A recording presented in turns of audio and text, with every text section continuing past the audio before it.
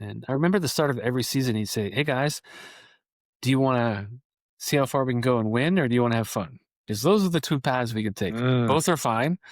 Of course, we all put our hands up. We want to win, right? Okay, so if you want to win, there's going to be some things. Don't look at yourself as just a product person or just a marketing person. What are all those leadership, strategic, planning, the disciplines that transfer into a more senior position, general manager, president? And he said, "You're too nice to your people."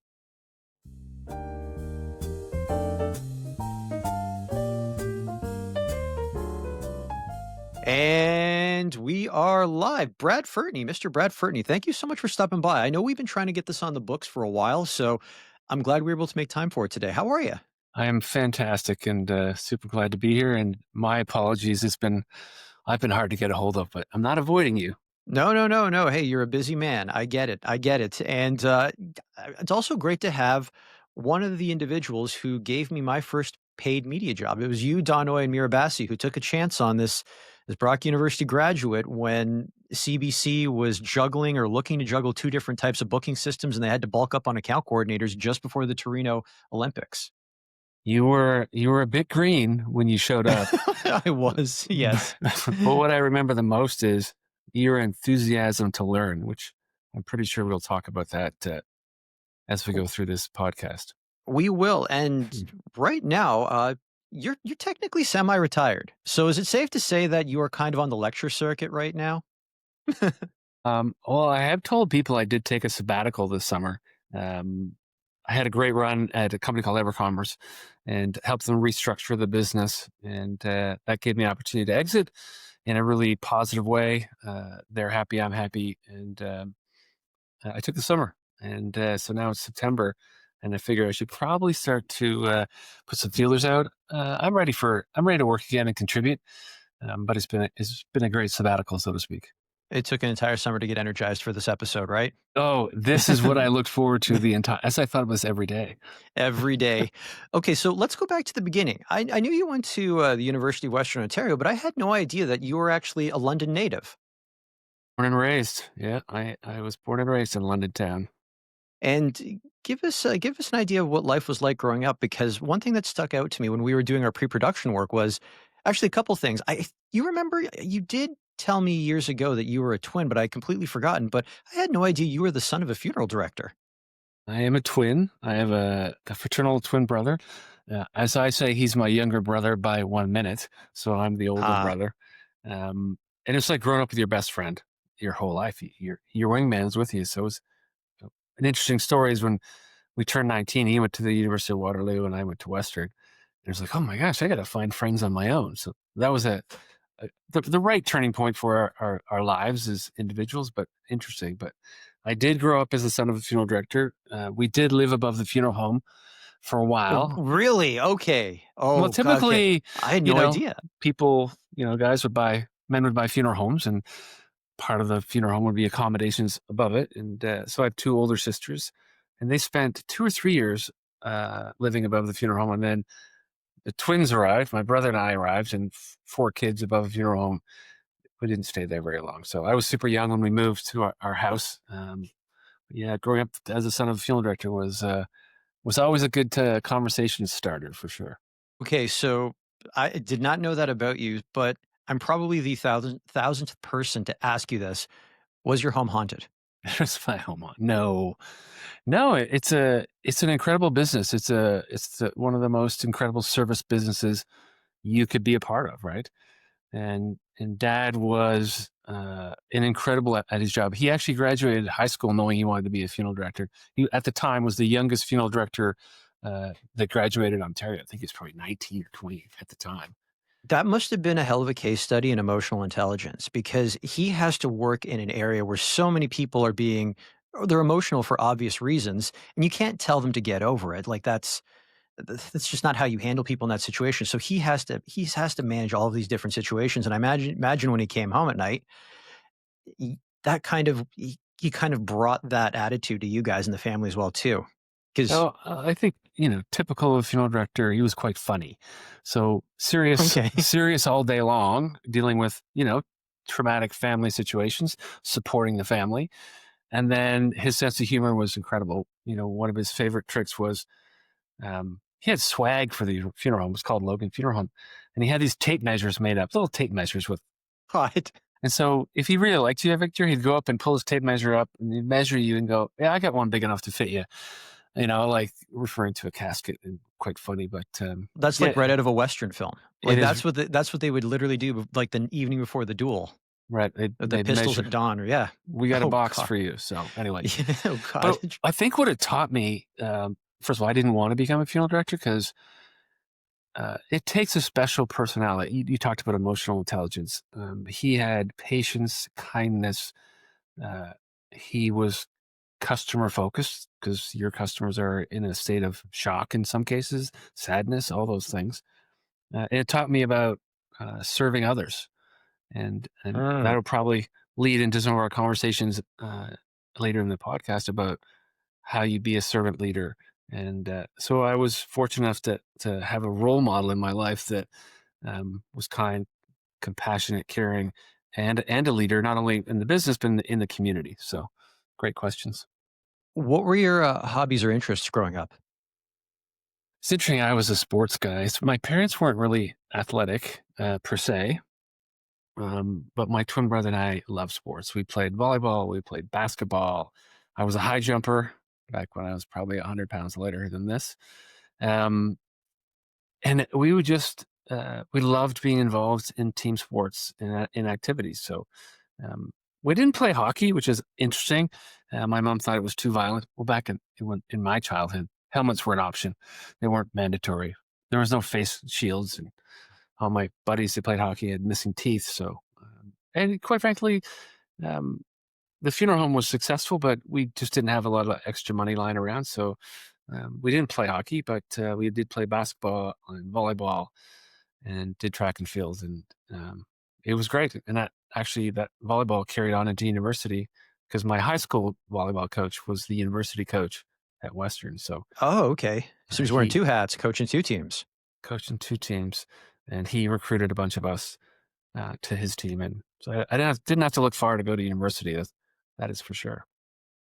But you were also a bit of a builder growing up. Like, you got that from your grandfather, right? Because he was a cabinet manufacturer. Yeah, so yeah, I had great grandparents, but on my mom's side, um, my mom's father passed when she was young, and her mom remarried, and she married a gentleman named Harold, and Harold was a cabinet maker. And back then, there was no super power tools. He pretty much did Mhm. everything by hand. Yeah, there was radial arm saws and some electric saws. But we'd go to his house to visit them, and we'd go into the garage, his workshop. And can you imagine being a little boy and you go to his workshop, all these tools and wood, and he'd have these little projects made, set up for us, and we'd make the stuff. And I always loved working with wood.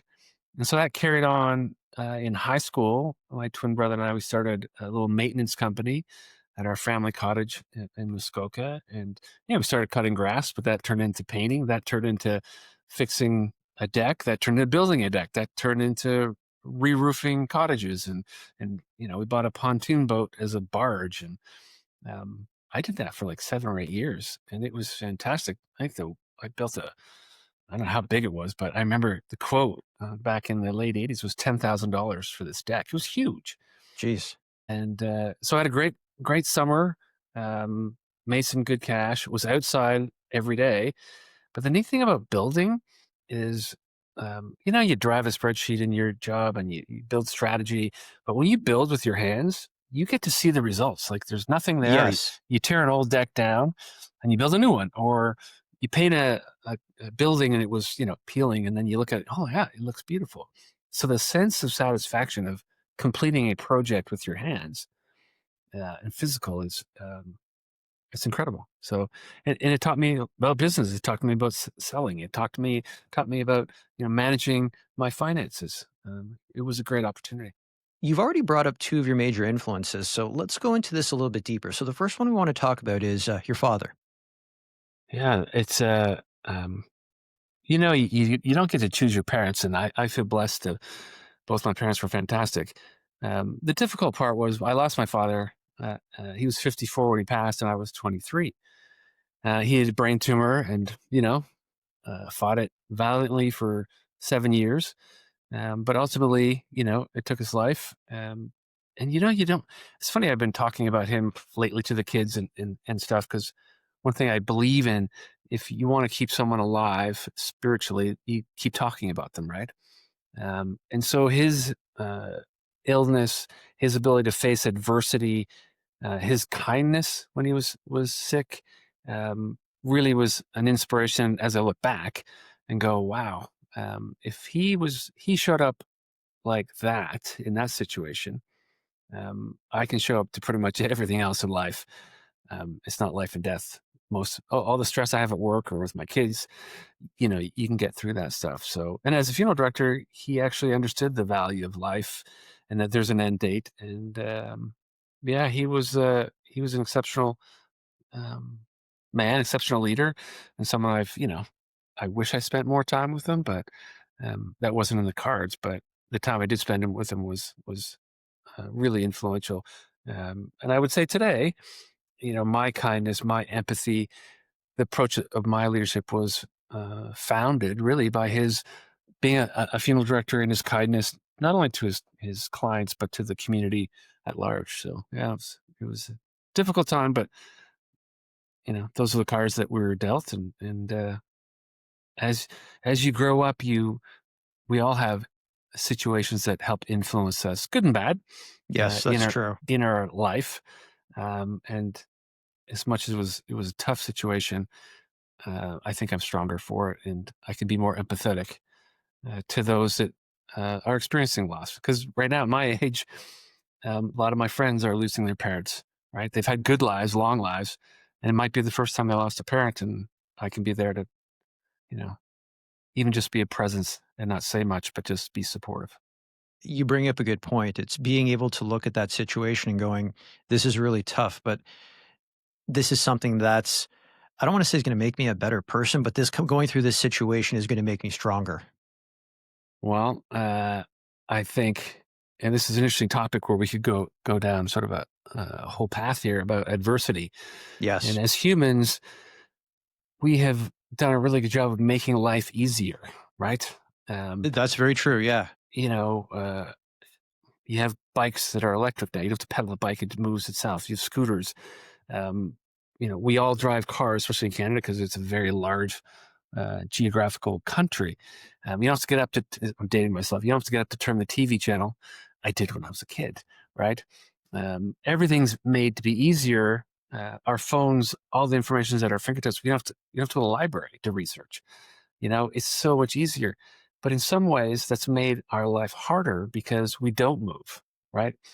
We don't have to think as much. We do the action of, I'm going to do a Google search and I'll figure it out. I don't have to remember data because it's at my fingertips. So adversity is a great teacher. Adversity helps us all learn. And you can probably use the example of um, you're a physically fit guy, you go to the gym, you work out, whatever you do to stay fit. When you stretch your muscles and strain your muscles, what happens? They respond and they grow, Mhm. right? And I think that's what happens to the mind and your body when you get stressed or stretched, whether it's preparing for a presentation or you had a tough quarter because the numbers weren't there. What am I going to do? How am I going to respond? How you respond to adversity is really the powerful tool to help you grow, right? So Let's talk about one other influence in your life. You've already mentioned him, your volleyball coach, and his name was am I saying it right? It's, Von Peckham? Von Peckham, yeah, he unfortunately passed a couple years ago.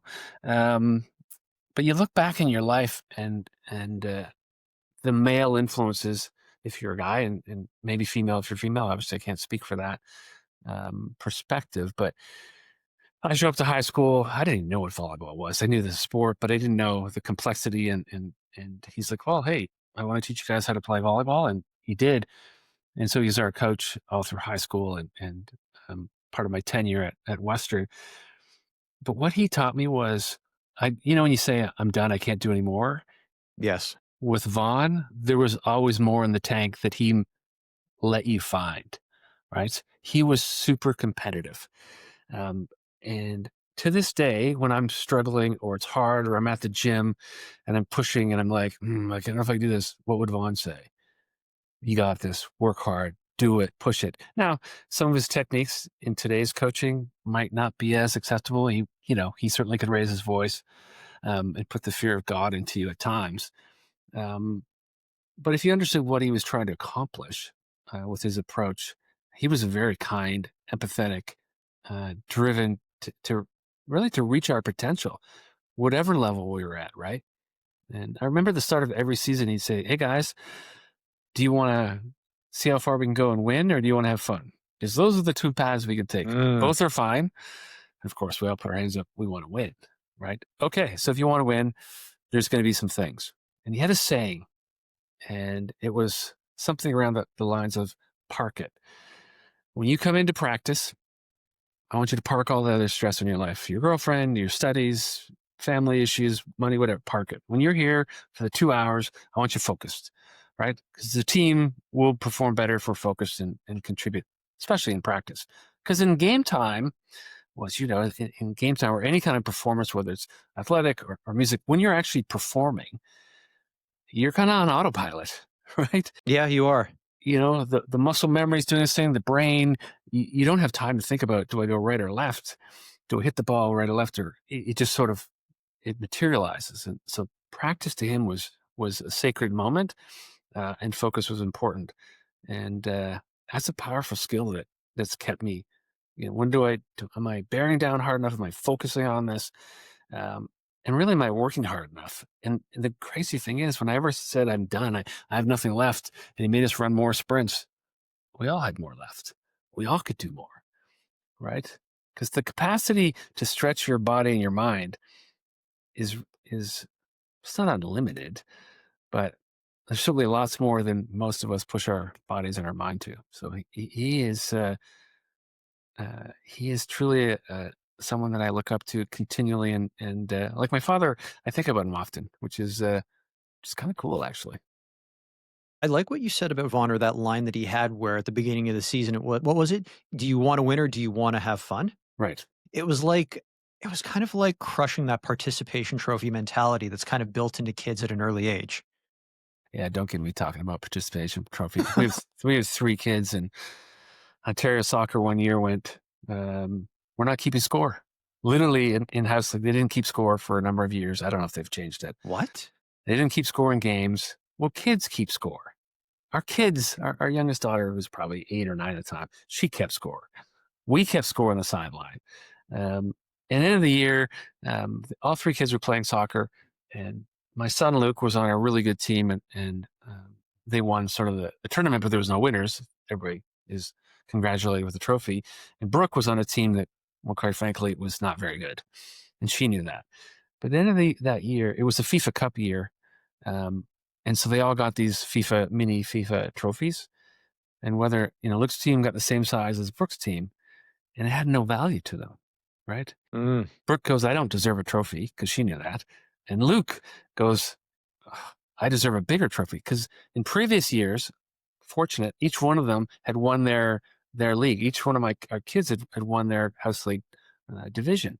So they got a big trophy, like it's a foot high. So in previous years, they won the big trophy. And then this year, when Ontario Soccer changed to everyone gets the trophy, because that was the movement at the time. But the sad thing about that, Victor, is that's not life. No, that's not life at all. No. It's the worst. We all win. Well, we actually don't all win, because if there's one job posting, imagine if you were the job you got at CBC. Well, we're going to give it to 20 other people too. Well, that's it. Companies can't do that. You actually were successful. You won the position. You went through a great process. You were interviewed. You're the one we chose, and you were successful. And conversely, we've all had moments where we didn't win, right? We didn't get the promotion. We didn't get the job. We didn't get a raise. We missed our sales number, so we didn't get the bonus, Yes, I've been right? there. And you need those moments because how are you going to improve? How are you going to improve? And then when you do win big, if we're always getting paid, it doesn't matter what you do. Well, how motivated are you to perform? If I know I'm going to get my bonus, whether I'm lousy or whether I'm fantastic, well, human nature, I'm going to take the easy road, right? You mentioned that Vaughn was coaching both at Western and at your high school. Was he also teaching at high school as well? Because when I was in Yeah, high school, the teachers usually were also coaching as yeah, well. he was our phys ed teacher, so he Okay, he was taught the phys ed teacher as phys well. ed. Yeah, so I mean, he had 3 young kids. I don't know how he did it. Well, eventually he retired from coaching at Western because he had 3 young kids. I mean, when you coach a competitive team of any nature, hockey, volleyball, whatever, you tend to be away a lot on tournaments and games, and ultimately he stepped away from Western. But those those lessons we learned from him, anyone that played on his team could tell you a story of perseverance. You know, the rigor that he asked us to show up with, and the excellence he asked us to perform at. Right. So So let's slide into your time in university. You went to Western partly, if I've got this right, partially because it was local. The other part too was because Vaughn had recruited you. He wanted you on the volleyball team. Why did you choose to study business? that's a great question. I think, when I look back, it's when you're in the middle of trauma, let's say, with my father, because he was sick, and I probably didn't face it as well as I should have at the time. I and Dad always said, keep yourself busy. I don't want you to worry about me. So um, I love sports, and I took a general BA for the first couple of years. And Western's got an interesting program that you do 2 or 3 years before um, you apply to the business program. You can do minimum 2. I happen to do 3. Um, but my mom always said, "You ran your business in the summer at the cottage. Why don't you go into business?" And I don't know, maybe I didn't think I was ready or I was good enough. To get into the Western Business Program, there's only 150 students accepted at that time, and it was a really hard program to get into.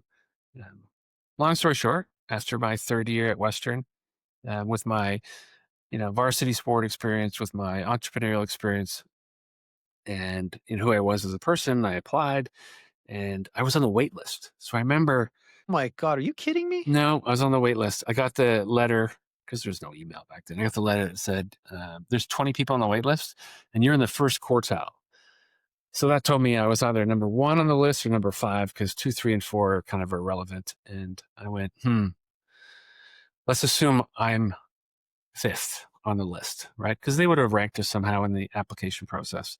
And so I made phone calls and I reached Mm. out to the dean of the program, and I would talk to him. And, here's what I've done, and you know, um, here's why I think I'm a viable candidate. Anyway, long story short, through a series of calls and messages I left him, a week before school started, I got the phone call. Will you come in? Will you participate in the business program, honors Bachelor of Arts in Business at HBA, they call it at Western? I was thrilled and then scared to death at the same time. Oh my goodness. What did I just? And you show up the first day, we're all in suits. It's all in alphabetical order where you sit. And it was super structured. So the first 2 weeks of that program is, here's when you show up, 8 in the morning. You have these 3 classes. You're in a study group from here. I had volleyball practice, so I had to fit that in around Mm. dinner. My practice either started at 4:30 or 6, and at the 6 o'clock went to 9 p.m. at night. Then I had to study for the next day. But they, again, like Vaughn, and setting us up for hard work, the business program set you up for the amount of work and effort you're going to need to put in to be successful to get through this program. And we only had 2 people drop out of the program in the first year, which probably they didn't want that at all. Um, but it was an amazing program. So there's 150 people in your program, but we have 2 classrooms, and you're in the classroom, and the professors come to you. It's like high school. Mm. You stay in your seat, and the professors come to you, right? And you're in the first year of the business program. And I learned the skills I think now about how the executive summary and my strategic work, and the basic one of, whenever you run into a problem, build out 2 or 3 viable options as viable alternatives, and then in your head or with someone else debate, is it A, B, or C, right? And that was a skill set they taught us. And it was interesting. Every, I mean, October, November, December, every 2 weeks, we'd have a big case study. They'd give it to us on Thursday. It was due Saturday at noon. And it was a project you did on your own. You get it at noon, you read the case, you figure out, and they're monster business problems you're trying to solve. But I remember the discipline.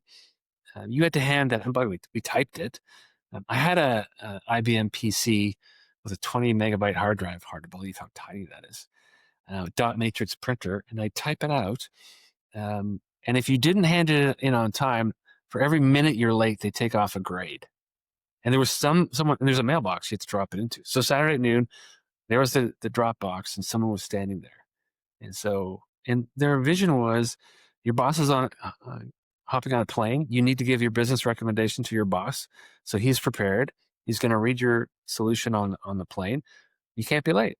So again, that discipline. I guess it kind of, when I'm thinking back as I'm talking, hard work and discipline have come out as sort of some of the values that have helped me be successful. So Biz School is definitely not only give me the foundation of the tools to be a good leader and understand business, but the discipline to work hard. What was it like going to business school, already an entrepreneur and already running businesses and owning your own businesses? And I've heard this from people who were entrepreneurs that turned around and did their MBA. Sometimes they would kind of have spirited debates with their professors, because sometimes they'd look at the curriculum and go, "Oh, I didn't know this. This is great." And other times they'd be like, "This isn't what happens in real life. No, no, no, no, no, no. This textbook has got it completely wrong." Did you find yourself with your experience kind of looking at that and having the same experience? I didn't, because remember, I ran a very small company as a summer job. It wasn't like it was a 12-month business with business cycles and strategy sessions and major competition. I'm in the Muskokas. People want work done at their cottages. It wasn't hard for me to get work. I just had to show up. Gotcha. However, the showing up is interesting. If I can kind of go off on a bit of a tangent here. Um, so my son, who just graduated Queens 2 years ago, he's now in finance in downtown Toronto. He did the same thing in the summer. He set himself up and he started cutting grass and painting. He started with painting, and then he ended up building decks. And he learned the same process and what have you. But the thing I always stressed with him, and I learned this from a consultant when I was at Labatt, is three things. If you show up today, Victor, if you actually just show up, you're ahead of like 50%. The stats are irrelevant, but you're ahead of majority of people in this world. Because like posted jobs, had people sign up for interviews. They don't even show up for the interview, right? So showing up is a competitive advantage. Hard to believe, but it's true. But if you show up and you show up on time, and on time for me is, are you there 5 minutes early? Are you, you're not screaming into the meeting, 5 minutes late. It's hard to do because we're all busy, but showing up on time is important. So show up on time. And then the third piece is show up on time. And this consultant talked about show up dressed to play, which is kind of a weird phrase, but showing up dressed to play means you're prepared. Are you going into this meeting, Victor, with your research? Did you read the documents that were sent ahead of time?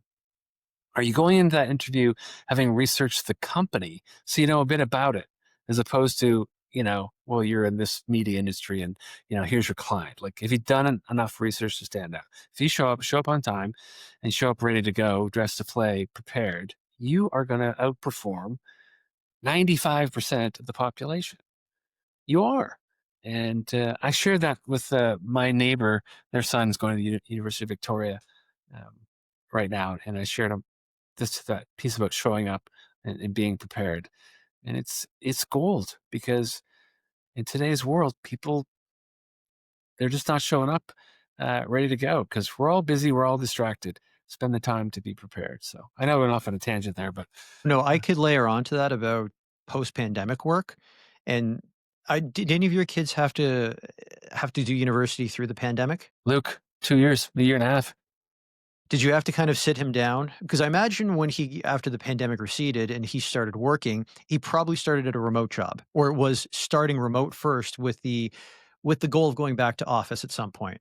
That is a great perspective. But it's actually not how it happened, because his experience at university, so his first year was the fall of 2020. So it's fully Oh, geez. It's fully remote, So he didn't right? even have an orientation week. Or he did, but it He chose was to kind of go to online? live in residence because he wanted to have that experience. I'm glad he did. But it was roll over bed at 7:59 and turn your laptop on for the 8 o'clock class, and you don't have a roommate, a single roommates. So you had space limitations. I mean, he almost got kicked out because they had parties and they did things that were against the protocol at the time. Now we look at it and go, that's kind of silly, but we didn't know COVID. Nobody really knew the the potential threats of what it could ultimately spread to. Um, but through that year and a half where he had to work remotely, he learned the value of personal being in context with somebody in person, right? But this is great that we can do this online digitally because we have the opportunity. But to have a meeting with someone in person is so powerful. You see body language, you get a sense of they truly focused on me, or is the camera even on half the time, right? Yes. So he says, Dad, when I get a job, it has to be in person. I do not want a remote job. He did not enjoy that experience, and I think true that younger people, the power of learning to network, to have conversations in person, to be able to talk about something, anything. Um, Value small talk, that kind of practice.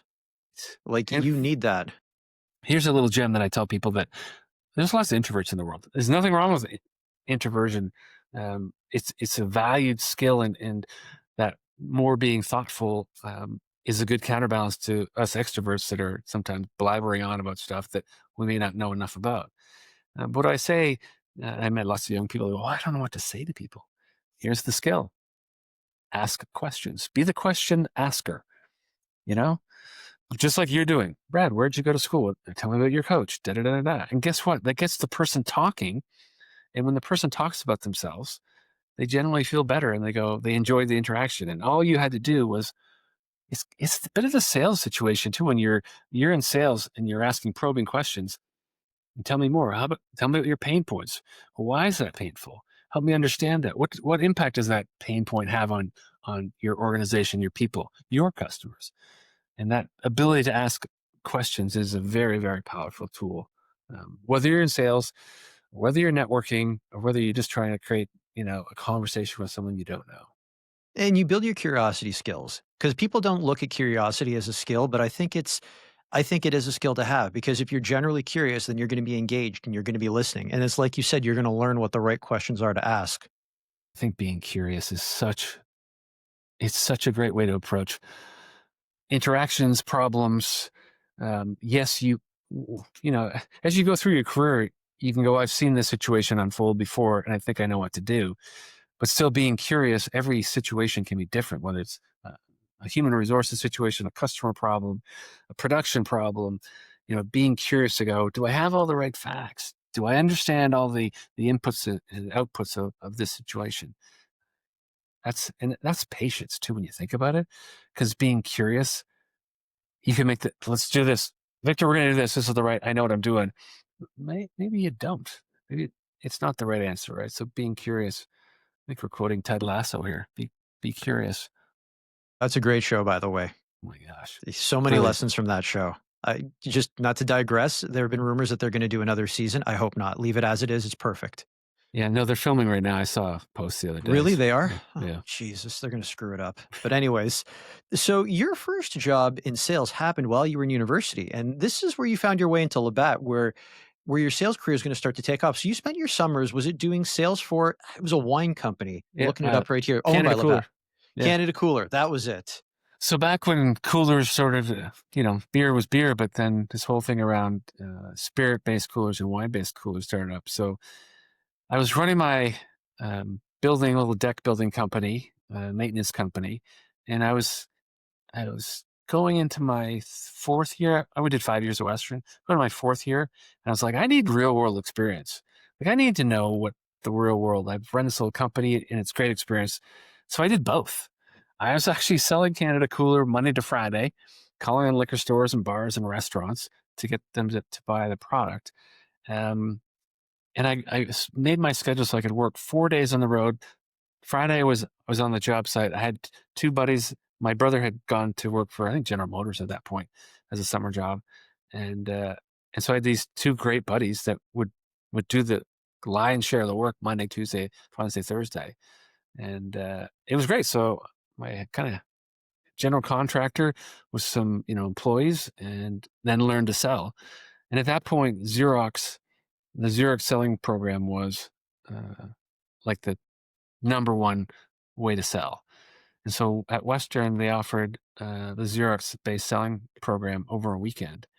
And so before I got the job with Canada Cooler, I took the program, thinking if I take this program, that will be another tool in my cap to, land a job as a beer rep or a wine cooler rep. And it was a deciding factor in them accepting me as a summer rep. And I did that for 2 summers, and I learned a ton. Ironically, when I got the job, the guy goes, "Hey, the first week we're doing the Xerox-based selling training. You've already taken, so you don't have to come to the program." So when you were working at Canada Cooler in the summer, and you were also running your deck business on the weekend, was there anything from that job at Labatt, any sort of skills, any tricks that you were picking up that ported over to the deck business, little things that you might have been refining that you didn't know before? Yeah, it's a great question. I think when you're in sales, and you've been in sales a long time, um, if you treat your territory, your customers as your business, like you're an entrepreneur, I own this, and my job is to serve my customer with the right product, service, or solution, and to drive revenue for the organization. That's what it taught me. So I was still an entrepreneur because I was on the road calling all my customers, bars and restaurants and liquor stores. Um, and so it taught me that I loved having that control of an operation, an organization. And I'm competitive because I was an athlete. And so, selling, it's like, exactly where you are at any given point in time. You run the numbers and go, am I on plan? Am I off plan? Am I way ahead of plan? Am I way behind plan? Success The is quantifiable. It is. And there's lots of great jobs, product management, engineering, what marketing, what have you. Marketing to an extent has lots of measures too, but sales, I don't know if there's any other career that has that level of, where you're at, and no one has to tell you if you're performing or not. Just look at the results, right? So it taught me that I liked being an entrepreneur. I liked leading and taking on, having that responsibility to manage a business. You also took some time away to travel. Was it after, if I've got this right, after graduation, you went to the Pacific Rim? You were, what was it, Fiji, Australia? I'm probably missing a couple of other, New New Zealand. Zealand, yeah, Yeah. Hawaii. I What think, made you go there when most people would just grab a backpack and go to Europe? well, because Victor, I don't like to do what everyone else has always done. And Yeah, listen, fair enough. I've traveled Europe as an adult, and it's wonderful. But all my friends went to Europe that decided to travel, and I remember I had friends at business school that, like, literally a week after our last exam, they were in a full time job. Victor, I wasn't ready. My father passed away a month before I graduated, right? Jeez. And so I worked again that summer, building the Dex business, and then I just decided that I needed to get away.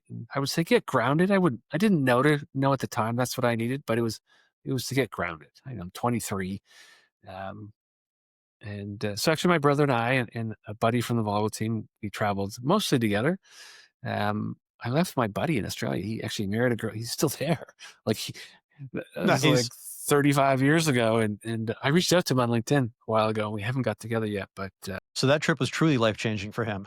it's really life changing. He went to Australia, never came back. Yeah, that's what I Yeah, mean. um, and so I remember the first month because with school, your class exams. With the volleyball team, it's practice, tournament, game.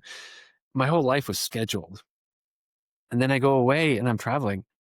There's no schedule. I don't have to be anywhere at any. I was like, what do I do? Twiddling my thumbs, like, but I needed to slow down, right? And I saw some beautiful parts of Australia, and New Zealand is beautiful, especially the South Island. Fiji was fantastic. I just, and I was away for 5 or 6 months, and it was a good reset. And I would highly recommend, because when do you have time to go, okay, I'm going to, stop my career and take 4 or 5 months off? It's hard to do, It is. right? And Eh, even if you travel alone with very few people, because you mentioned at some point you were traveling alone, right? yeah, it's a funny story. My twin brother and I were trying to hitchhike. Well, we're both 6'4". Two big grown men hitchhiking. No one wants to pick two big That's gonna be grown men. difficult, yep. So we decided to split up. And we were in New Zealand. I got a ride within, I don't know, an hour, and he didn't for a while, but he eventually picked up a ride. And we were going from the north or south to North Island, and we just got separated. It was over Christmas in 1988. There was no email. I'd call home to mom and go, "Where's Greg?" And she'd tell me where he's at. And we were both in the Auckland area. Um, but it happened for a reason. Again, being a twin, I'm always with him my whole life. It was good for me to slow down and be on my own. And so I think that time, um, anytime you can be quiet with yourself, um, and not be busy, not fill your every second. Um, I don't know if I called it. I certainly wouldn't have called it meditation back then, but I certainly would have called it um, listening to myself, and it's super powerful. Yeah, it was Did good. did you find that traveling alone sharpened your interpersonal communication skills and even your sales skills were just retrospectively? Like, let me set it up for you. So I backpack Europe by myself, and you're spending money out of pocket after university when you're kind of like borderline broke to go on this trip. You're in these exotic locations, maybe some of them are less exotic than others, and you're in hostels meeting people. And if you want to go out and actually party and enjoy yourself, unless of course you just want to do everything by yourself, you've got to come up with the courage to go into these groups. And sometimes people are traveling in groups and put out your hand and introduce yourself and kind of like in sales, make friends very quickly. Like it felt Isn't like every time I was at a hostel by myself and I had to make friends or join this clique or go on this pub crawl, like again, retrospectively, it is very relatable to me going to a sales conference or a marketing conference by myself. You just get thrust into that room and it's like, okay, I got 3 hours. I got to make some friends. isn't that a great life skill that you learned? Yes, it is. And I'll tell anyone, I go, if you can take time off to go travel by yourself, no disrespect to your friends, if you want to start off together and then go in your own direction, do it. Right, because you're going to be in that conference. You're going to be at that. Maybe you joined a company of 5,000 employees, and they have an annual conference. You don't know the other 4,900 people. Yeah. You know the six people you work with, right? I think it's such interpersonal skills. We talked about this COVID. Oh my gosh, the disaster of working remotely, and you're starting to see companies mandate back to the office. Um, Part of it, obviously, part of it's financial. Um, Part of it's, am I getting enough work out of employees at home? Listen, I see the benefit of working from home. Don't get me wrong. I can pop out at lunch and buy some groceries and what have you, or get my car fixed and not worry about I can't do that until after hours. But the interpersonal humans, we have to be connected, which is what you're doing with this podcast. You're really connecting stories and people together, right? And sharing lessons, which is what we all need. I'm trying to. I used to do it in person years ago, and it was actually the pandemic that made it virtual. I was lugging crap around, and it was becoming cumbersome because you Yeah. didn't know what kind of room you were going to get, what kind of acoustics were going to be there. And yeah, and then lo and behold, it actually worked out. But let's go back to Labatt. So you come back from this the South Pacific, and you start this, or you already sort of started previous to that, this 10-year run at Labatt in sales, and then you end up taking charge of, is it Olin Specialty Beer Company? So it's kind of like, could it be like a company within a company? It was A exactly company with right. It's a okay, company within a company, and at that point, um, Labatt needed to find a business partner. Otherwise, we're going to be bought by a company called Onyx, which buys companies and tears them apart and uh, sells off their assets for a profit, right? And we wanted to find a partner that wanted to keep us as a brewery. So we found Interbrew, or the executives. I had nothing to do with that, but they found Interbrew out of Belgium, and Belgium wanted to expand. Family business wanted to expand globally, and so one of their first acquisitions was Labatt in Canada and North America. And so when Interbrew acquired us, they went, "Hey, we have these brands, Stella Artois, Hoegaarden, Lef, um, all these unique Belgian beer brands that haven't got the exposure in North America." And look at Stella. So Stella Artois was licensed brewed by a number of companies. when Interbrew bought us, actually Sleeman was brewing it, but it was a no-name domestic import, if you will, being brewed in Guelph in a domestic bottle. And so we decided to import it. And Heineken is still a great beer, still has a big presence, but Stella, you can put Stella and Heineken at the same sort of, premium lager global, reach. And it didn't exist in North America really as an import until after we started the Olin Specialty Beer Company. So I was part of the team to help bring that brand and to launch it in Canada. And so I look back at sort of one of the highlights of my career. To know that I had a hand in that brand and what it's become is pretty it's remarkable that I was given that opportunity. What kind of responsibilities did you have on your shoulders outside of the sales responsibilities that you had in your previous roles at Labatt? Because it seems like there was much more of a leadership component to this. Well, I was I was the Ontario sales manager for Olin at the time. I'll back up a little bit. I was a sales rep for Labatt for 3 years, and I knew I didn't want to be a infield sales rep my whole life. I'm in my mid-20s. You can only imagine how much fun you have as a beer rep in your mid-20s and the opportunities and the events you get to go to concerts and baseball. And I had some great customers. But ultimately, I said I want to go into marketing. I think marketing and making beer commercials and promoting our brands would be the path I want to take. So lo and behold, I get it. I'm driving to work one day. My boss goes, pull over. Pull over. He goes, hey, you just got promoted. No interview. They Okay. just you're going into marketing. Okay. And when? Like, you got to be there a week, 2 weeks from now. Okay. I owned a house in London, like a lot of stuff had to change. Anyway, they moved me to Toronto to be a marketer. Well, guess what I found out, Victor? I found out that I don't want to be a pure marketer. So over the course of the next year, I wasn't happy. I wasn't dealing with customers. I didn't have a sense of measurement. And I wasn't around people.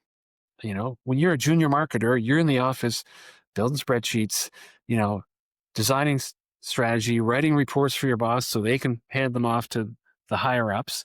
And I can remember it was before the internet, and it was a Saturday night. And I was in the office at 11 o'clock on a Saturday night. And I said to myself, what am I doing? I'm not out with my friends. I'm doing a job I don't love. Uh, I love the company. Um, but it was a really, really awful time of my career. And so we had conversations with my boss and my boss's boss. And we ultimately decided that marketing wasn't the career path. But I'll give credit to both the company and to me. I stood up and said, I love this place here. I see a future.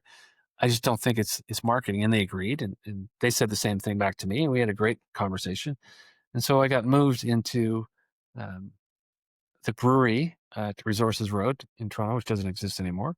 Is that the And one at Fort York in Lakeshore, right near the exhibition? that was Molson. That was Molson. Sorry. Yeah. Okay, getting it The backwards. the Labatt plant was up on Was it? Highway 401. Oh, near the. It was sorry near the airport then. Lexington in the 401. Yes. There was a Okay. Labatt plant there. It's no longer there. It's been torn down. They sold that. And I ran inside sales, customer service. I was I managed the fleet of company cars for the sales force and all the executives. And I ran our ticket department. So I had 4 departments, 4 little pieces of business that I got to run. And I was a manager of people. So Victor, the things I admired the most was being close to the customer, some measurement around selling and people. Well, when you're a sales leader, guess what? Oh, by the way, as a sales leader too, you're also a bit of a field marketer, because I didn't hate marketing. I just didn't want to be a pure brand marketer. And so I had this great role for about 2 years, and I learned how to be a better manager. Of course, I made lots of mistakes when I first started.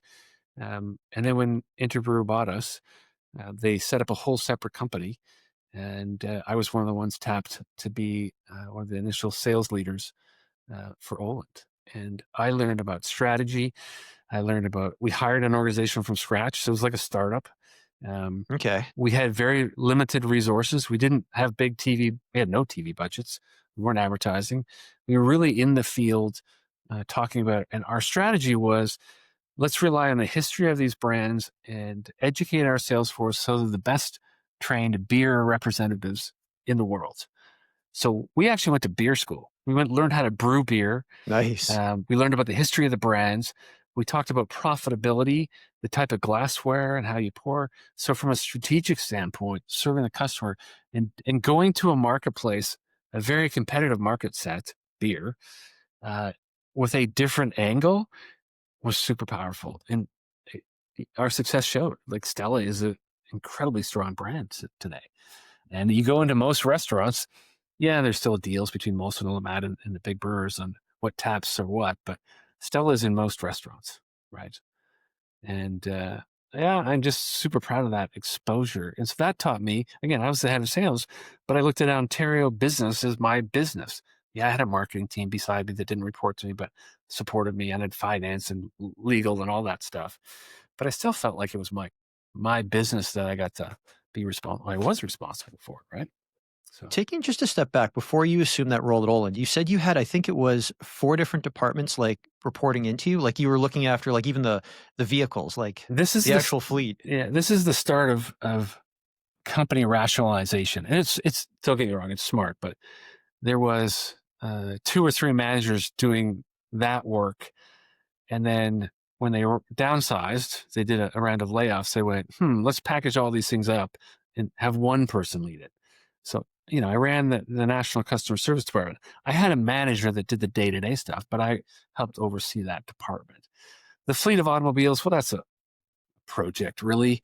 Okay. Entertainment department, we had a Ticketmaster machine in our office. And we bought Okay. so many tickets for so many sporting and concert events that they gave us the machine, and we could just, you know, go in, buy the tickets they print off. And, we spent millions of dollars on tickets. And so I had one of my employees, her sole job was to manage the requests coming from the organization by department, and we bill out by department. So whatever department wanted access to whatever events, they would give us their GL code, and we would buy tickets for them, charge them off appropriately. But that's a million. We spent way over $1 million a year on tickets, and then the inside sales department. So I remember I took over this group of telephone sales representatives. We ultimately went to both inside and outside in the end. But I remember I said, I have to teach them how to sell. Oh my gosh, how do I sell? I know how to sell, but I've never taught anybody how to sell. So if you want to learn a skill set, a knowledge, teach. You've heard that before. You want to get really good at something, teach it, right? And so I built out my own little sales training program, and I had to go back to my Xerox selling notes. And I can remember I built out this training program on overhead acetates. And, I had the binder full of pages, and it was such a great experience from strategy, from leading people, from being in touch with customers. I love that role, and obviously the Oland job popped up, and that was just a dream. And I was there from '97 at Oland to 2001, and then I got recruited. So that's how you found yourself in media at CBC. You That's got how recruited. I got recruited. And And I so think 10 years in the beer business. Um, I loved my time there, and it's the foundation of my leadership. It's the foundation of my strategy. Labatt, like if you look at all my peers, they're all different places. You know, Matter of fact, Michael Rapino was the CEO of Live Nation Ticketmaster. He was our head of our music at the time at Labatt. So, um, you know, uh, there's just some people that are doing very, very well, and I'm just grateful that I had that opportunity. Michael Downey, who was the CEO of Tennis Canada, who went to run the London Lawn and Tennis Club. He was the guy in the office with me at 11:30 on a Saturday night. He was in there too, grinding away. Um, he's I just learned a lot. So it was the foundation of my future for sure. so you get the phone call from the recruiter. What is it this recruiter says, or what's part of the job that says, "You know what, I want to move forward and discuss this"? Well, the first funny story is that this recruiter is a campus rep for Labatt that I hired 10 years before that, 7, 8 Jeez. years. So we had these on-campus representatives, and I was in London, and we had to hire a campus rep, and I hired Mark Atkins, and he was an incredible campus rep. So I hired him, and let's call it 92. And in 2001, he's a recruiter and he helps me land the job at CBC. And when he calls me, he goes, Brad, I need you to listen to me. I go, CBC? I don't know anything about media. And, why would I want to go to the CBC? It doesn't make any sense to me. He goes, listen, hear me out. And he said, CBC is changing. They want to become a well run, competitive sales and marketing organization. Because you know this, the sales team at CBC is unionized. Yes. And so that's an interesting dynamic to work with. There's government funding for the organization, but people don't realize or didn't realize at the time, there's several hundreds of millions of dollars that was raised through commercial advertising. And so they brought me in to be the head of strategic partnerships at the time because of my ability to grow partnerships within Labatt and the beer industry. And um, it was fantastic. I think I had strategy. I was the strategic partnership guy. Then I was the strategy role. And then I kind of morphed into this head of sales. That's probably when I met you and the Olympic sponsorship program, which, oh my gosh, that was to be able to represent the Olympics as an athlete, as a fan of the Olympics. CBC was a great time there. And we found great talent like you that said, "Hey, I believe Thank in you. in Yeah. this CBC vision of what it could be." And we had Hockey Night in Canada at the time, and I look at some of the things that we accomplished. I was part of the team that launched Hockeyville, Craft Hockeyville. I remember Jack Hewitt. I can't remember who brought the idea. I think it was Kraft brought the idea to us and I said, think Kraft brought the idea. That's what I had heard too on the yeah, floor, that Kraft was like, "Let's do this." and we listened to them and we created it. And I can remember being in the first True Nova Scotia was the first Craft Hockeyville exhibition game the following September. Brad, can we take a quick step back just in case someone listening to this or watching it doesn't know what Kraft Hockeyville is? Kind of just give them the elevator pitch. Yeah, so Craft Hockeyville is a program that Kraft Foods came up with. The concept is rally your community around a local hockey rink, right? And Kraft is a big supporter of grassroots hockey, and bunch of communities will submit an application. It gets narrowed down to 4 or 5, and there's a vote across the country. And the winning community gets, I think it's like $500,000 in arena upgrades now, and equipment, and an exhibition hockey game the following September, right? So exhibition NHL game. So it's a big deal. You get your local hockey rink improved because local small communities have a hard time getting funding for improving their infrastructure, and then you get pros coming in to do an exhibition hockey game. So ironically, we're taping this in September. Like, I'll have to look it up, but there will be a exhibition hockey game. Whoever won the last Craft Hockeyville, name escapes me. About now, it should be kind of fun to see that. So being part of that team um, to launch that is just again, it's kind of like the Stella Artois brand. You're proud of some of these moments in your life. There's lots of moments in my life where I learned, I'm like, that didn't go so well, or I could have handled that situation better. But there's also these peaks where you go, that's a special moment. So Craft Hockeyville, and just seeing that it's survived 20 some odd years, and still going strong is pretty incredible. Can I just touch on something you said really quickly? So you'd mentioned that you said you look back on something and go, I could have handled that a little bit better. When you're presented with that situation again, knowing that you could have handled it better, probably thought about how you'd deal with it differently. Do you get excited when you see that come your way again? You're like, "Oh, I get a bit of a do-over in life on this." For sure, around people leadership. Listen, managing and leading people is hard. Personalities. When you're a young leader, experience is a great teacher, right?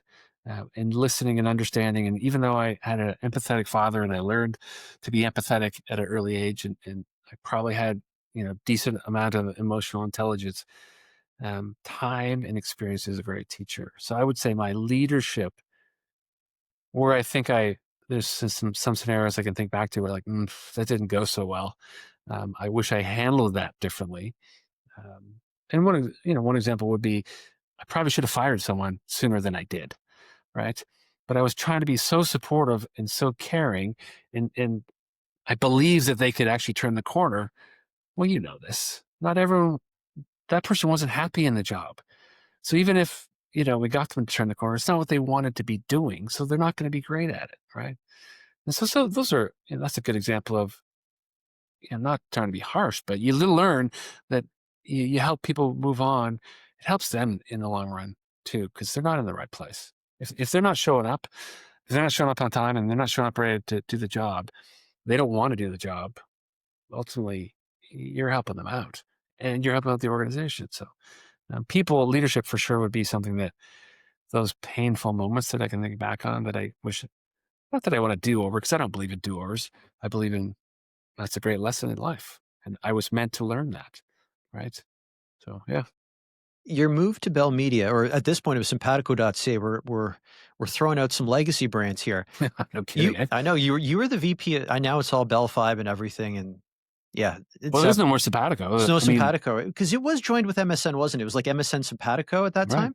Yeah, it was quite the So, portal. so there was two halves to simpatico. There was the portal side, so the website, right? Because remember, pre social media, when you turned your computer on, you went to a portal. You went to a page that was, a digital newspaper, if you will, with the departments and functions and stories and headlines. And every day where, something new was coming on the homepage.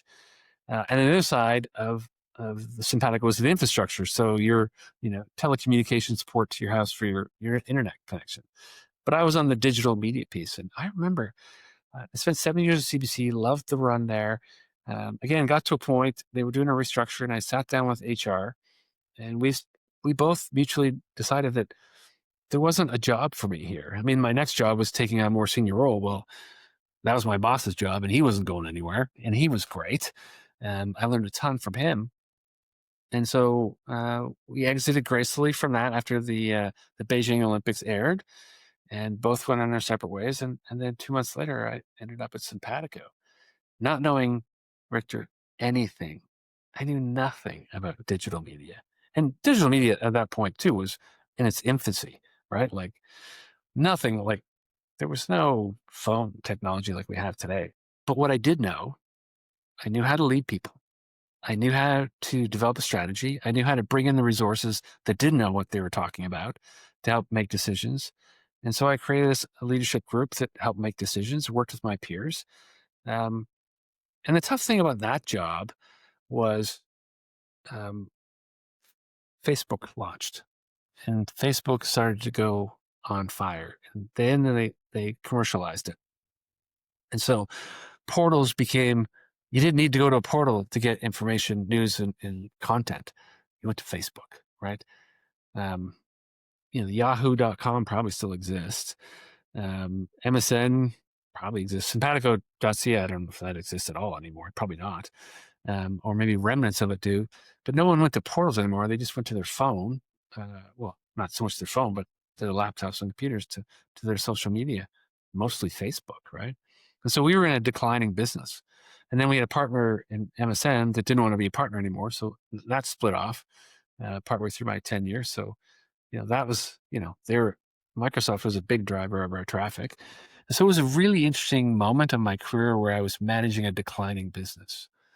And it's my vow to myself, is that I don't ever want to be in a situation where, and listen, you need leaders to manage businesses that are, sort of going out to pasture, if you will. But um, it's not my most exciting thing to do is to manage a declining business. And then partway through that tenure, Bell decides to buy CTV. So, we're in this decline mode. All of a sudden we buy CTV, which is a massive TV broadcaster with their own digital capacity, and our business changed overnight, right? And Simpatico merged into the CTV world, and that was just another phase and change. And I think the one thing, if I could leave the audience, is be prepared for change in your career, whether it impacts you directly or the strategy of the organization changes and your job changes. Um, be okay with change. It's not easy, but for sure, change is it's all around us, right? At this point, you had led sales at both a public media company and a private media company.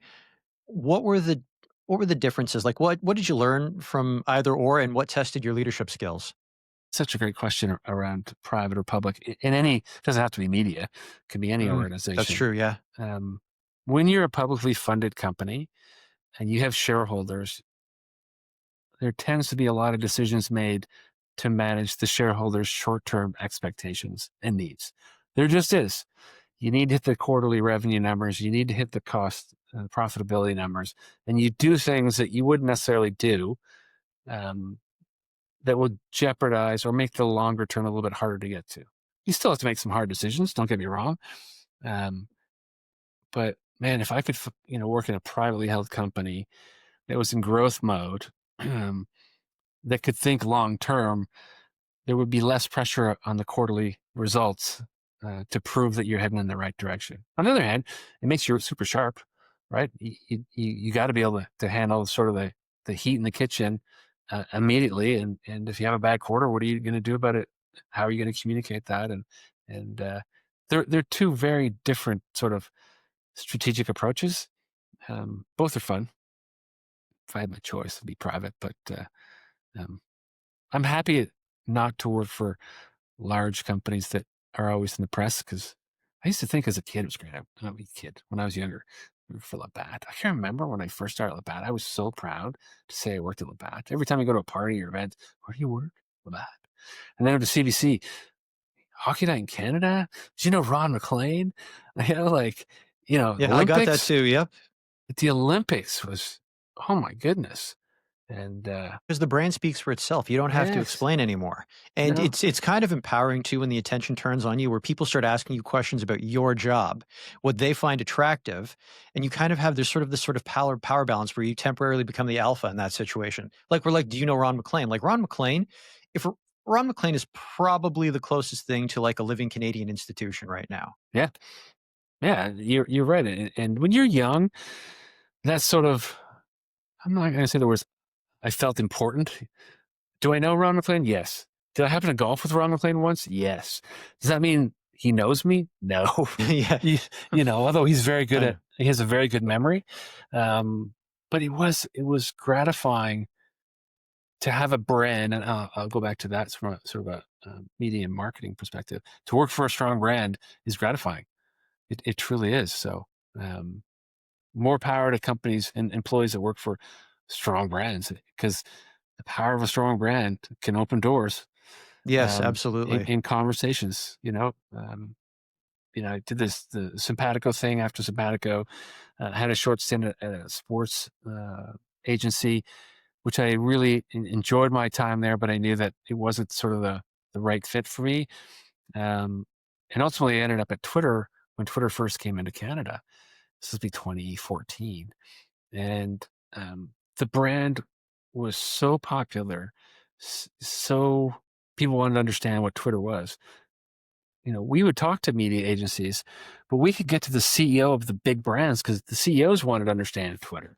And we spent a lot of time educating like senior executives and companies what tweeting and Twitter was all about. I am kind of sad they changed the brand to X because Twitter and tweeting is, you know, They still call it tweeting, like, no one's calling it Xing. It just doesn't make any sense. It's quite the mismatch. So you get into this situation, though, where it sounds like the meetings were booking themselves when you were at Twitter. it certainly, as hard as it was to get a meeting sometimes with CBC um, and Simpatico, it was the complete opposite with Twitter. You're with Twitter, we want to see you. We don't understand it. How do we set up our department to answer customer inquiries? How do we respond to stuff? Should we respond to this? Right? It was a fascinating time. And again, I fell into that. But you think about your career. Um, I just bumped into people at the right time that I had somewhat worked with in the past that opened the door for me to get the job at Twitter. And again, I met some incredible people there. Well, you interviewed Amy a couple of weeks ago. You Yeah, had her we on the we had Amy podcast. on, and Amy gave us because she was probably one of your first employees. You guys probably started together at the same time. She had arrived before me, and she's a superstar. I look at her Yeah. career and what she did and how she handles solving customer challenges and opportunities, and really understands the customer. she has a gift, and to see what she's doing and moving back home across the ocean, I couldn't be more proud of her. So, great. So we've got public Canadian media company, we've got private Canadian media company, and now you're working for a US based company. What was that like knowing that the head office, like even though you had a head office in Toronto for Canada, that was still a satellite office and Let's put it this part of a way: bigger monster, we'll say. Canada is a relatively small country population wise. So you think about media, you think about eyeballs and attention. We're like 2% of the global revenue for Twitter, right? Like 2%. Like it's a rounding error in a lot of ways. I think our population is like basically Ohio and Texas put together. And I know some Correct. people say California. I like saying that because it shows just how small it is. It illustrates it a little bit better. California might be bigger bigger than Yeah, Canada. California might actually be bigger. Yeah. Yeah. Um, and so you're a small fish in a big pond, and you kind of wonder, how are we going to make a difference? But the great thing about being the small fish is we can do tests, we can try things. And so Canada can be and has been historically for multinational companies a test market for a lot of things. If it works in Canada, and if the other global markets are similar, English speaking, yada, yada, yada, Canada's a great test market. And we have really good people in this country, smart, hardworking, media folks, technology people, and Toronto's just and Canada is just a great place to test and learn, so to speak. And so that's how we positioned Twitter Canada within the juggernaut of Twitter. Um, but going to the head office and seeing how a large global media company has their head office with 4 or 5 restaurants and unlimited supplies of you name it, they had it. It was Amy pretty. spoke about the Twitter 20, that apparently when you're onboarding, they just keep feeding you and feeding you and feeding you that, yeah. Well, think about this: is that this is the mid-teens, and tech companies figured out, if I provide lunch for my employees, they don't have to bring their lunch. That's a benefit. They don't go out for lunch, so that's an hour. And so what happens? You go to the cafeteria. It's not really cafeterias; they're restaurants, gourmet food, and you sit down with your colleagues. Oh, and guess what we're doing? We're in person, Victor, and we're having conversation. We're getting closer. We're talking about the problems we're trying to solve in our departments, what have you. And then you're back to your office, and it's not an hour; it's 30 minutes, right? I mean, you hear the stories about the Facebooks of the world and Googles where you can get breakfast, lunch, and dinner. There's some story about a guy that had a camper van or something. He parked it in the parking lot. God. He didn't, because San Francisco's super expensive, right? He lived in his van until they finally told me he had to move it. But basically, he ate all his meals in the office. There were showers and facilities to work at, so all he needed was a bed. And so there's a theory around, if I take care of my employees with food, you'll get more productivity. So I don't know if there's an official study on that, but it was a lovely benefit. Don't get me wrong, but she's right. Amy's right. The Twitter 20s, you get chunky pretty fast. Well, it's kind of like the Labyrinth casino business model where they just keep loading you up on food and light drinks and you just keep playing and playing. I mean, I don't know, did they blacken out the windows too so you couldn't tell when it was getting dark out? There wasn't a lot of windows in an old building in San Francisco. Um, that's funny. There was windows, but I don't recall them as being a lot of them. But a lot of internal offices for sure. Yeah. You're moved to Juice Mobile. You're the chief revenue officer. And this is an interesting company because it's one of Canada's first mobile first companies. Yeah, it was clearly. So Yellow Pages was our parent company. So if you Was think this still about, in the Mediative days? yeah, Was that Mediative was the another Mediative company. brand? Okay. It wasn't under Mediative, but they were another. Gotcha. Yellow Pages decided, rightfully so, that the paper book was declining. Um, Ironically, I got a Yellow Pages book in the mail the other day. Nice. I live in Newmarket, and I got this book. I was like, "Are you kidding me?" It was this thick versus that thick. Um, but Yellow Pages decided they needed to go digital, and they bought a bunch of digital companies, Juice Mobile being one of them. And so the power of your telephone, your mobile phone, pardon me, and the ability to track behaviors. We don't know it's you, Victor, but what we did know is we knew your behaviors. We don't even know, you know, we're really good at our technology is really good at we were 98% accurate that you were male versus female, but we knew that device. Uh, you would go to Starbucks.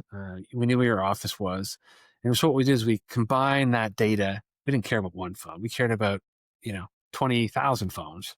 So then we could market advertising to those 25,000 phones. Is those are coffee lovers, those are DIY lovers. Those are you know they live in this community, and so if someone wants to target an ad in that geographical area, we know that device typically stays in that geo. We had technology, and we would do some interesting things where, the click and collect, you shop for groceries online, you drive to the parking lot, you park in a special spot, and you phone the number and they bring out your groceries.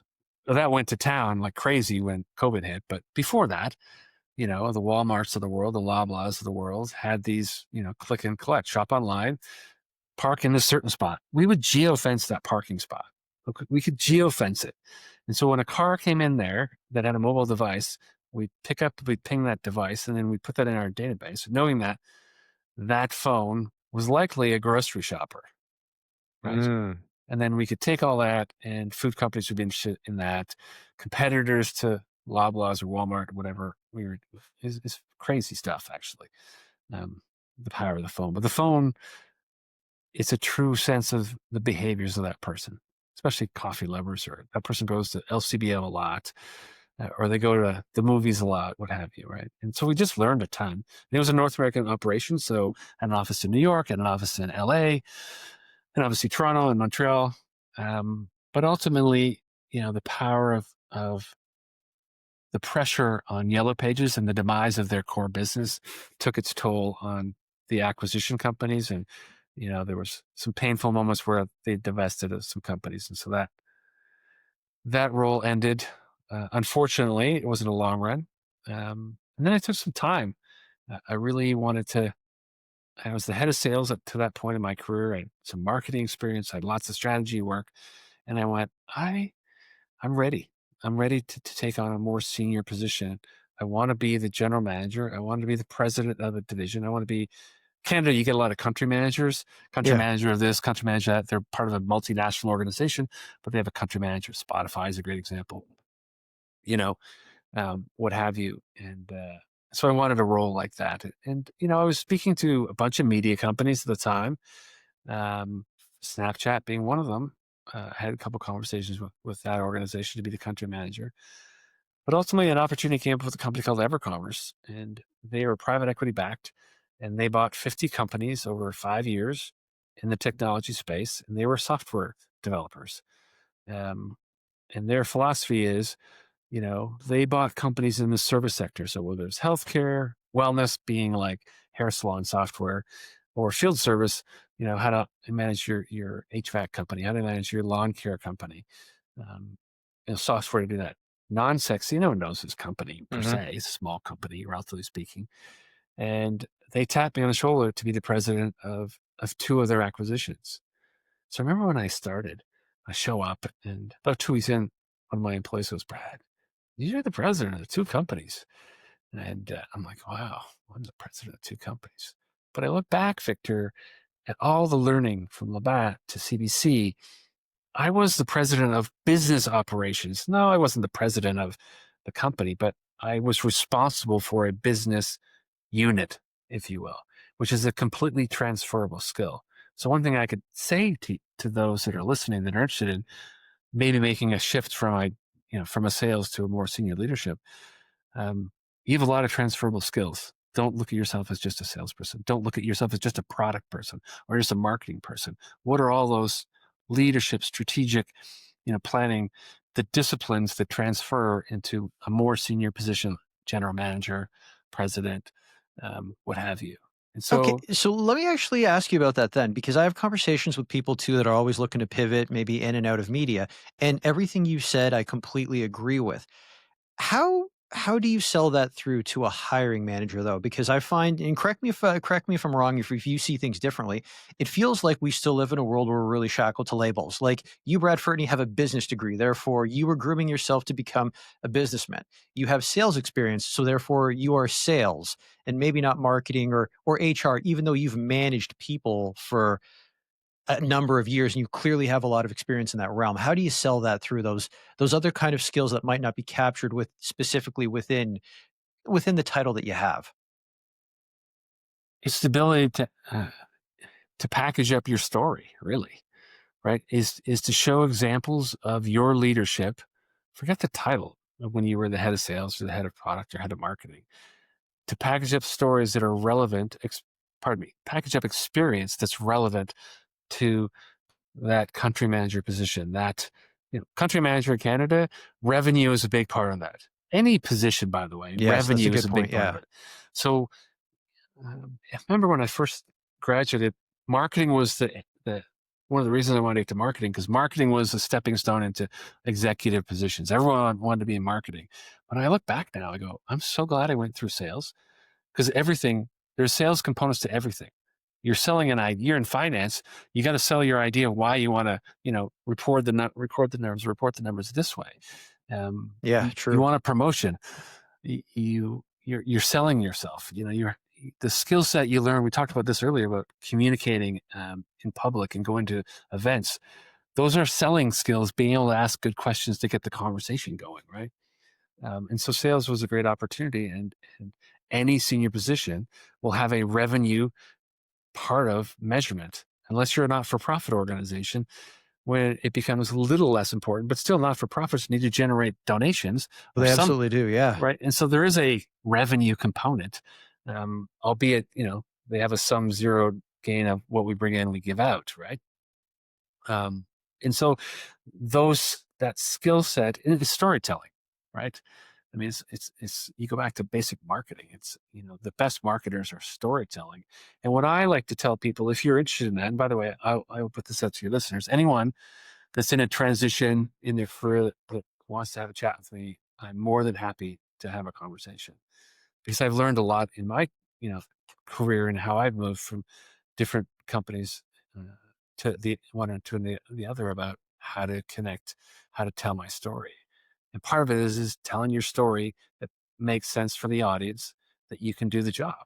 And obviously I did that, and EverCommerce believed me, and I was there almost 6 years. It was like a month shy of 6 years there, and unbelievable opportunities. All my strategy work from Labatt came into report, my fundamentals from business school, my people leadership throughout, Simpatico and CBC, and you know all those jobs where I was dealing with people, super important, and obviously customer facing stuff. Um, every company has a customer, right? And you have to be comfortable communicating, sharing information, and supporting those. So it's all powerful stuff that is I wouldn't say easily transferable, but it's a transferable. Most people have transferable skills. They can, unless they're super. I am, you know, just a numbers cruncher. Um, if you're interested in a bigger job, you probably have a great story to tell. Brad, you mentioned that you're happy to entertain any emails or conversations with listeners or viewers. So if they want to get in touch with you, what's the best way to do so?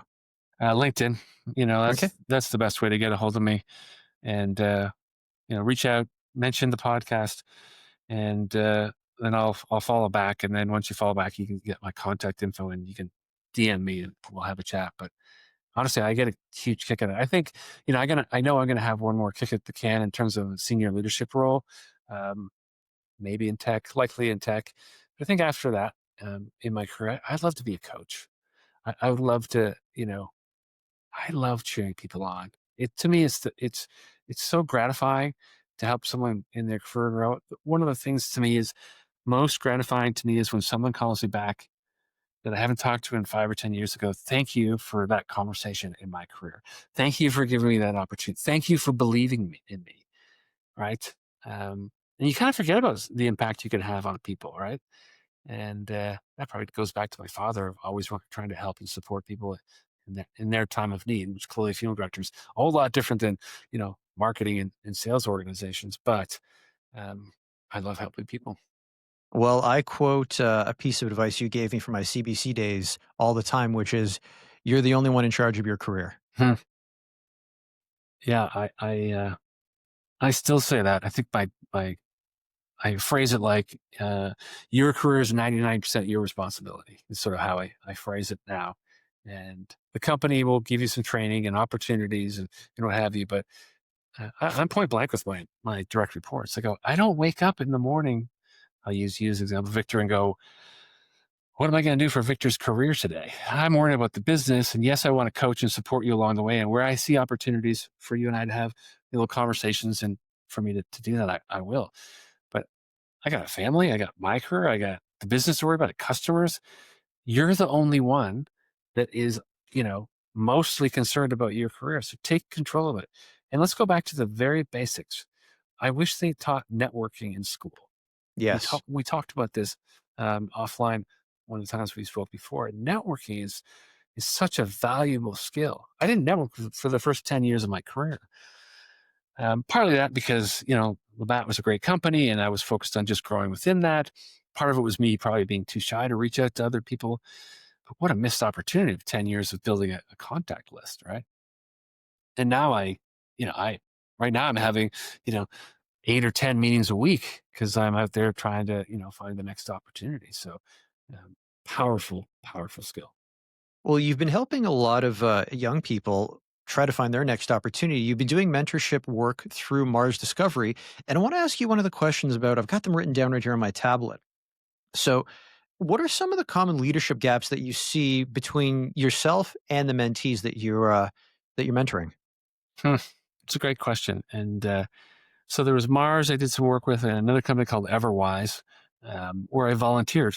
And uh, this company connects leaders like myself with other companies, and I'm sure they sell that service, and I volunteer. And so I got to meet some really up and coming executives at Facebook and Nokia and some others incredible companies that Open Table was another one. And I think the biggest gap is um, people just need a sounding board to go, am I on the right track? And again, it goes back to networking, right? What is a mentor? Is someone you can confidentially share your challenge, your opportunity. I mean, a good mentor doesn't solve that person's problem. A good mentor asks the right questions to let that person solve their problems because I can give you my advice, Victor, but you might go, that doesn't make any sense because he doesn't know my industry. I don't. But if I ask you the right questions and get you thinking about solutions, or you go, hey, I got three solutions, three viable options, A, B, and C. Can we talk about these? And I can say, well, I think B is a better option than A and C, and here's why. What do you think? Right. And so having that sounding board to bounce things off of, um, and even after my sessions ended, I do like 6 months sessions with Everwise. I still get people to reach out to me a year or two later and go, "Hey, I've got this scenario. Can we talk?" And it was so much fun. So having that network, because what are you trying to do when you think you have a gap in leadership is build that confidence so that you can confidently move forward and be a strong leader. And that comes through experience, and that comes from building a network around you, right? So we don't do that enough. So What did you learn about your own leadership style from mentoring others? deep question. What did I learn? Um, I learned, and I'll go back to a comment that one of my managers at Labatt made. And he said, "You're too nice to your people."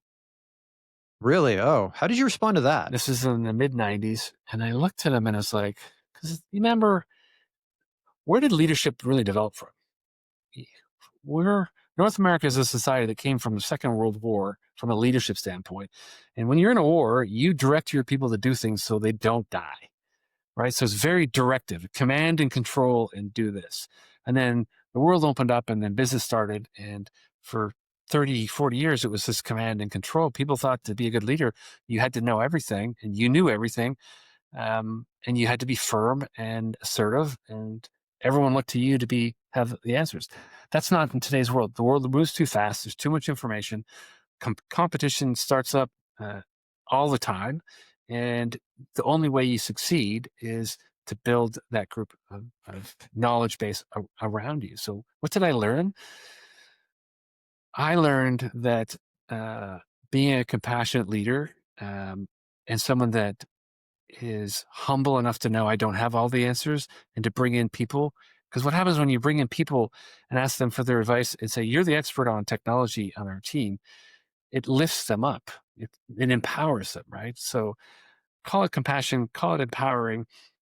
I learned that I have this skill of enabling people, and knowing that I don't have to have all the answers. Because quite frankly, I go to EverCommerce. I don't know anything about software companies, and they all look to me. What should I do? And my first question is, well, what do you think?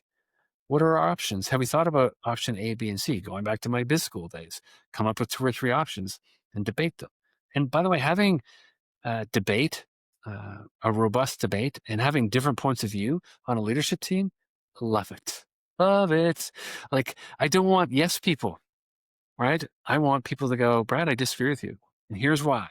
Da, da, da, da, da, da, da, da. Okay, let's talk about that. Maybe I am on the wrong track. And I'm humble enough, I think, to go, let's try your way. I think you're onto something that I missed. I didn't have that perspective, right? So being humble, I think, um, and I hope, and there's some bad examples of senior leaders in the world today for sure, but I do think there's this push to have empathetic, caring leaders that are collaborative and bring their team together and lift them up, right? Well, I wish they were everywhere, but that's not the case. But hopefully, No, it does move more in that direction. yeah, Okay, so last question. I always ask anyone I have on the call that's moved into a leadership role, you go from being a player to becoming a coach. Was that a hard transition for you? Not being able to do some of the stuff that you did earlier in your career that was fun and fulfilling? yeah. I think the selling part, where you want to be involved in the deal, like there's a rush from that piece, and then you're coaching. And I will say this: is that not all high performing sales folks, not all high performing people in any role make great leaders. So sometimes the best salesperson gets promoted into sales management, and and quite frankly, they're not that good because the, their energy comes from closing the deal, right? Um, and so, in terms of the transition, not being a part of that deal, I go back to I love seeing other people succeed. So if I can help enable that deal, I can, ask enough questions or come up with a solution that helps them close it, and they get success. Well, I go home at night, and Victor, I've closed big deals, multi-million-dollar deals, and yeah, a couple I remember, but the opportunities I remember the most are where I think I made a difference in someone's career, or where they came back to me later and said, "You made a difference." And so that's how I'm wired, right? And not everyone's wired that way, right? There's lots of leaders that want to make it about me. I'm great. Look at me. I'm great. Look what I did for my team. Where I look at it is, what did collectively we do as a team? And my role is no less important than the frontline customer support or salesperson. Okay, so looking back at your career, public sector, private sector, you worked in media, alcoholic beverage companies, small, all sorts of sized companies. Looking back on that, what type of company suits your leadership style the best? A great question. High growth, mid-size, um, has the resources behind it to do things. So it's not like you're so cash strapped you can't. That's a great idea. We can't do it, and gives me the flexibility to own the both. I'm responsible for the results, and they give me the latitude to be able to do that. So ultimately, if I think I had to do my career over again, I probably should have bought a small company, when I was 30, and grow it. But then I also think I wouldn't have learned all these great tools and um, knowledge that I gained from working from larger companies, international companies. Do you ever look back at your deck company with all the knowledge and experience you've accumulated and said, huh, here's how I could have scaled it. So maybe I had 5 or 6 teams building decks all at once? Yeah, I do actually. Um, and this is a whole nother conversation, but you know, trades trades are not going to be as impacted by, say, artificial intelligence, right? We, s- you know, something needs fixed, you need someone to actually fix the electrical, fix the plumbing, fix the window, right? And I think back, wow, there's so much opportunity to digitize those companies. One, to make them more efficient and effective, and two, um, service industry is not going to go out of business because people need stuff fixed, right? And so if I did it again, I'd probably get I'd get my business degree and then I'd get a trade. Let's say become an electrician and then take that to the next level. But that's water under the bridge, you know. Um, but if I had to do it again, that's what I would do. Brad, this has been a very fantastic chat. Let's bring this home. Are you ready for rapid fire questions? Fire away, I'm ready.